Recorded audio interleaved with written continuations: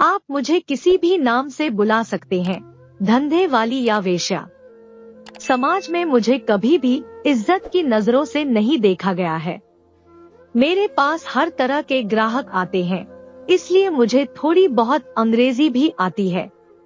मैं मुंबई के करीब ही 15 किलोमीटर के दायरे में एक जिले में रहती हूँ।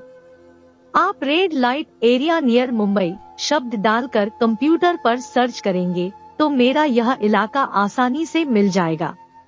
यहाँ पर तकरीबन 800 औरतें इसी धंधे में लगी हैं।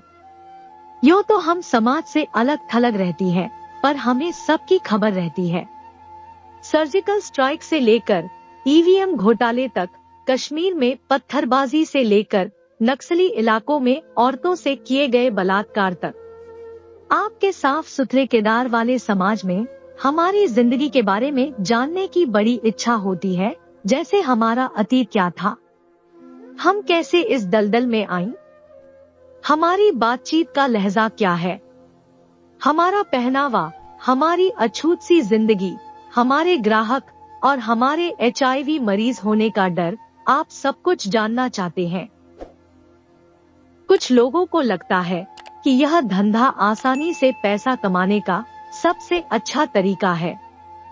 लोगों को लगता है कि हम इस पेशे में मर्जी से आई है। मैं एक बात जानना चाहती हूँ कि आप किसी भी साधारण औरत से पूछिए कि अगर कोई मर्द आपको गलत नजर से देखता है तो कितना गुस्सा आता है, आप कितना असहज महसूस करती है। जब उसने आपको छुआ नहीं सिर्फ देखा तो आप असहज हो जाती है, तो हमें यह सब करके कैसे अच्छा लगता होगा। यह सोच जानबूझकर बनाई गई है कि यह पेशा अच्छा लगने की वजह से फल फूल रहा है। कभी कभार उनकी हत्या भी कर दी जाती है या वह लड़की खुदकुशी कर लेती है। ऐसी लड़कियों की लाश नदी किनारे या जंगल में पड़ी मिल जाती है, जिसे लावारिस बता दिया जाता है। मैं 18 साल से इस पेशे में हूँ। मैंने भी डर और जख्मों को भोगा है, हर पल मौत से भी बदतर रहा। दूसरी लड़कियों को इस दलदल में धकेले जाते हुए मैंने देखा है और कोई कुछ नहीं कर पाता। हम सिर्फ एक शरीर है।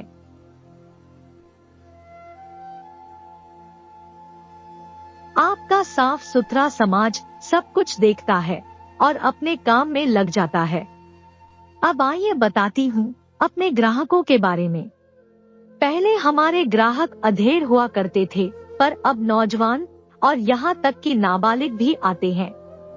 इस पेशे का एक डरावना चेहरा यह भी है कि नाबालिग बहुत दरिंदे होते हैं। ये लड़के हमसे अलग अलग डिमांड करते हैं। वे इंटरनेट पर जैसे सीन देखते हैं, उन्हें दरिंदगी के साथ अपनाते हैं। हमारे मना करने पर खतरनाक हो जाते हैं, क्योंकि पैसा देकर मनमानी करना इनका हक है।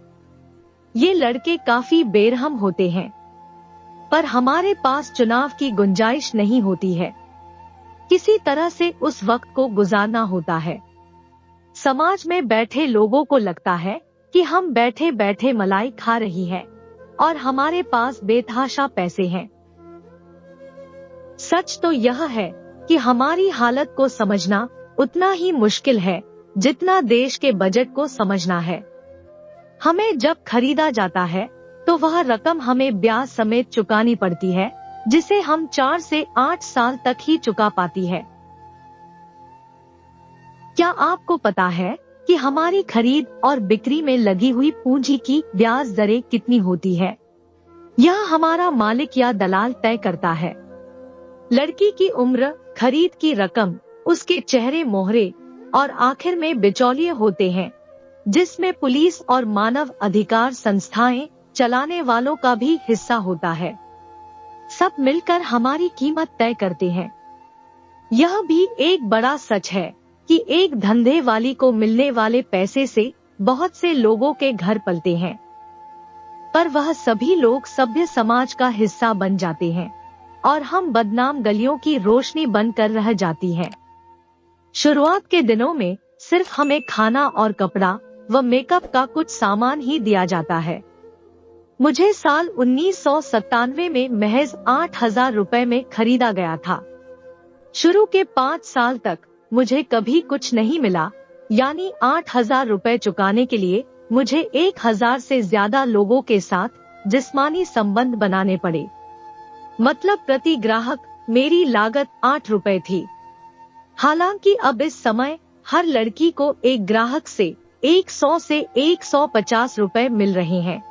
आमतौर पर खुद का सौदा करने के लिए मजबूर एक लड़की महीने में 4,000 से 6,000 रुपए कमाती है। इसके बाद उसे घर का किराया 1,500 रुपए, खाना पीना 3,000 रुपए, खुद की दवा 500 रुपए और बच्चों की पढ़ाई लिखाई अगर मुमकिन हो पाई तो 500 रुपए, और सबसे ज्यादा खर्च हमारे मेकअप का। आप सोचते होंगे कि मेकअप की क्या जरूरत है, पर यदि मेकअप ही नहीं होगा तो ग्राहक हमारे पास नहीं आएगा। पिछले 18 सालों में देशी और विदेशी तकरीबन 200 गैर सरकारी संस्थाएं देखी है। इनमें से 7 से 8 को छोड़कर बाकी सब फर्जी हैं।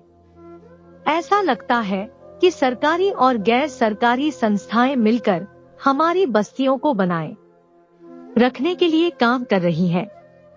हमारे लिए ऐसी संस्थाएं चंदा मांगती हैं, डॉक्यूमेंट्री फिल्में बनाती हैं, पर वह चंदा हमारे पास कभी नहीं पहुंचता।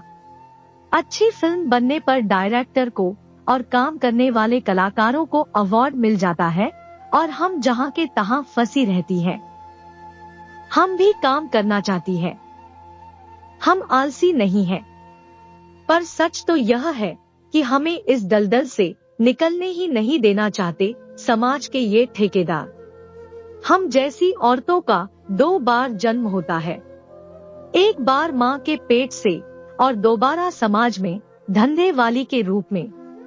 हमारी सामाजिक जिंदगी भी आपकी जैसी ही है। हम भी उत्सव मनाते हैं।